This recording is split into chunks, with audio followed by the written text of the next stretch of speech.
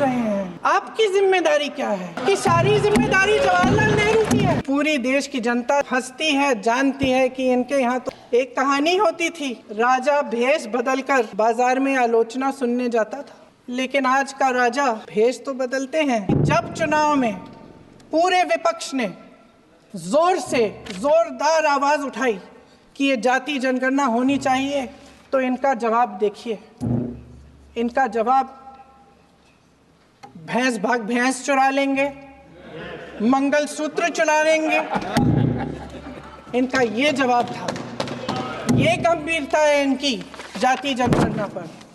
महोदय, हमारे संविधान ने आर्थिक न्याय की नींव डाली, किसानों, गरीबों और को जमीन बांटी, भूमि सुधार किया, जिसका नाम लेने से कभी कभी आप झिझकते हैं और कभी कभी उनका नाम धड़ाधड़ इस्तेमाल किया जाता है अपने आप को बचाने के लिए। उन्होंने HAL, BHEL, SAIL, गेल, ONGC, NTPC, railways, IIT, IIM, oil refinery, तमाम PSU बनाए।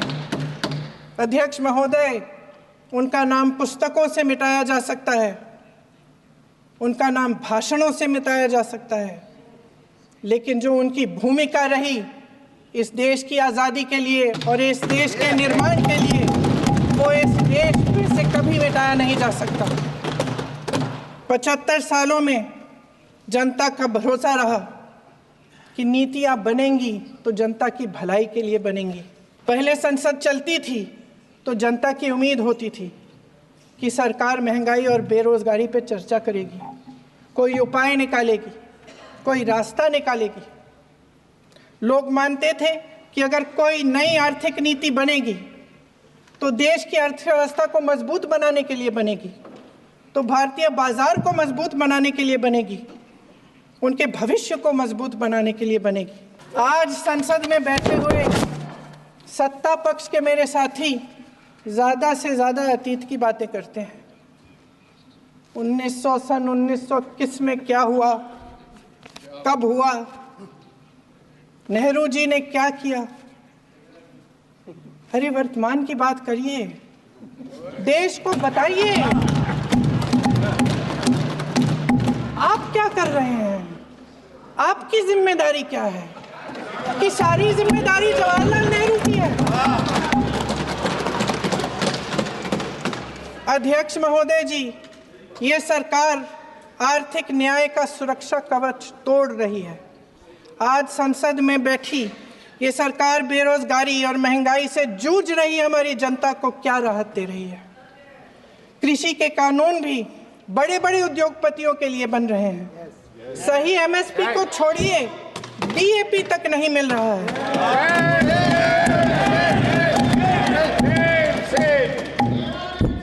वायनाड से लेकर ललितपुर तक इस देश का किसान रो रहा है।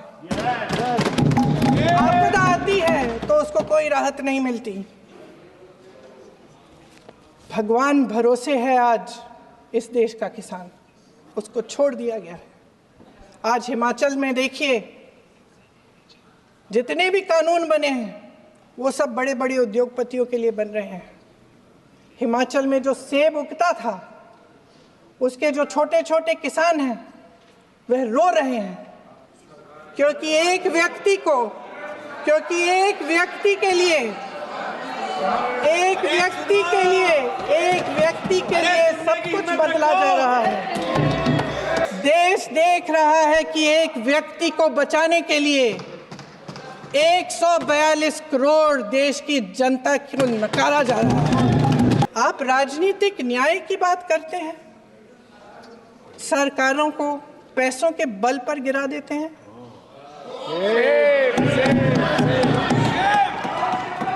मेरा आग्रह है कि अपन संविधान में सकारात्मक बोले।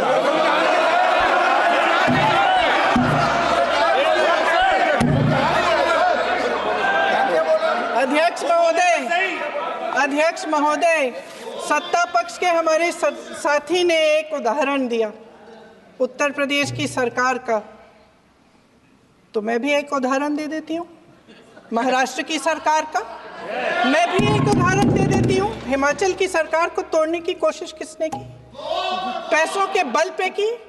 गोवा की सरकार, तमाम उदाहरण है। राजस्थान की, क्या ये सरकारें जनता ने नहीं चुनी थी? मध्य प्रदेश, क्या संविधान इन पर लागू नहीं था? पूरी देश की जनता जानती है कि इनका, हंसती है, जानती है कि इनके यहाँ तो वॉशिंग मशीन है।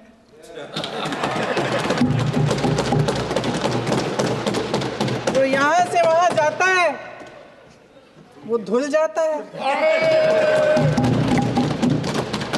इस तरफ दाग, उस तरफ स्वच्छता। और मेरे कई ऐसे साथी हैं जो इस तरफ होते थे उस तरफ चले गए, मुझे दिख भी रहे हैं, वॉशिंग मशीन में शायद धुल गए हैं।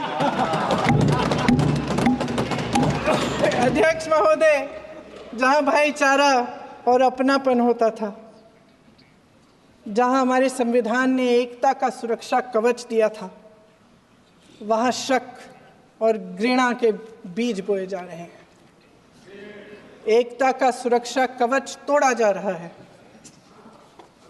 प्रधानमंत्री जी यहाँ सदन में संविधान की किताब को यूं माथे से लगाते हैं, लेकिन संभल में, हाथरस में, मणिपुर में जब न्याय की गुहार आती है, उठती है, तो उनके माथे पे शिकन तक नहीं आता।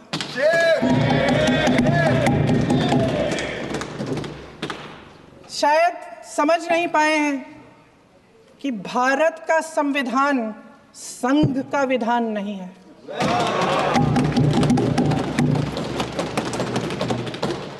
भारत के संविधान ने हमें एकता दी, हमें आपसी प्रेम दिया। उस मोहब्बत की दुकान जिस पर आपको हंसी आती है, उसके साथ करोड़ों देशवासी चले। करोड़ों देशवासियों के दिल में एक दूसरे के लिए प्रेम है, घृणा नहीं है। एक कहानी होती थी अध्यक्ष महोदय, शायद बचपन में आपने भी सुनी होगी। राजा भेष बदलकर बाजार में आलोचना सुनने जाता था। ये सुनने जाता था कि प्रजा मेरे बारे में क्या कह रही है, मैं सही रास्ते पे चल रहा हूं कि नहीं। लेकिन आज का राजा, भेष तो बदलते हैं आज के राजा, शौक तो है उनको भेष बदलने का, लेकिन न जनता के बीच जाने की हिम्मत है और न आलोचना सुनने की। महोदय, मैं तो सदन में नहीं हूं।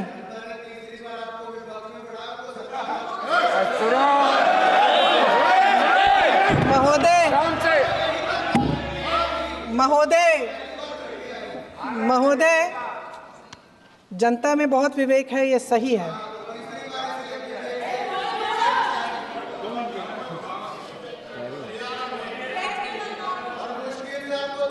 अच्छा महोदय, मैं सदन में नहीं हूँ,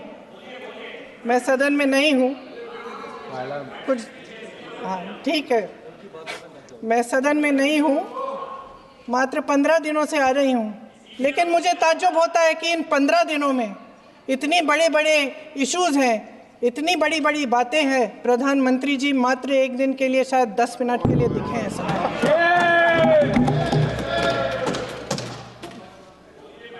बात यह है अध्यक्ष महोदय जी कि ये देश भय से नहीं, साहस और संघर्ष से बना है। इसको बनाने वाले देश के किसान, जवान, देश के करोड़ों मजदूर और गरीब जनता है। संविधान इनको साहस देता है। मेहनती मिडिल क्लास है। और इस देश के जो करोड़ों देशवासी हैं, जो रोजाना भयंकर परिस्थितियों का सामना करते हैं, उनको साहस देता है। वायनाड में जो आपदा आई, उसमें एक छोटा लड़का था 17 साल का। 6 घंटों के लिए उसने अपनी माँ को बचाने की कोशिश की। 6 घंटों के लिए आप सोच सकते हैं कि अगर नदी की धारा बह रही है, नाराज है, आप अपनी माँ को पकड़े हो 6 घंटों के लिए पकड़े रखते हो कि मेरी माँ बच जाएगी, और अंत में वो माँ भी बह जाती है। उस लड़के का साहस, उन महिलाओं का साहस जो पीड़ित हैं लेकिन फिर भी अपनी लड़ाई लड़ रहे हैं, उन संभल के बच्चों का साहस जिनके पिताजी अभी अभी गुजर गए लेकिन फिर भी उनके सपनों को साकार करने की हिम्मत है, उनका साहस है, वो साहस इस संविधान ने दिया है।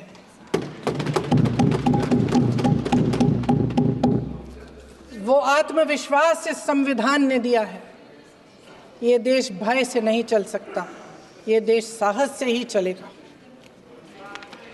भय की भी सीमा होती है, और जब वो सीमा पार हो जाती है, जब किसी को इतना दबाया जाता है कि उसको लगने लगता है कि अब मेरे पास खोने के लिए कुछ नहीं है, तब उसमें एक ऐसी शक्ति पैदा होती है जिसके सामने कोई कायर खड़ा नहीं हो सकता। ये देश कायरों के हाथों में ज्यादा देर तक कभी नहीं रहा है। ये देश उठेगा, ये देश लड़ेगा, सत्य मांगेगा, सत्यमेव जयते। जय हिंद।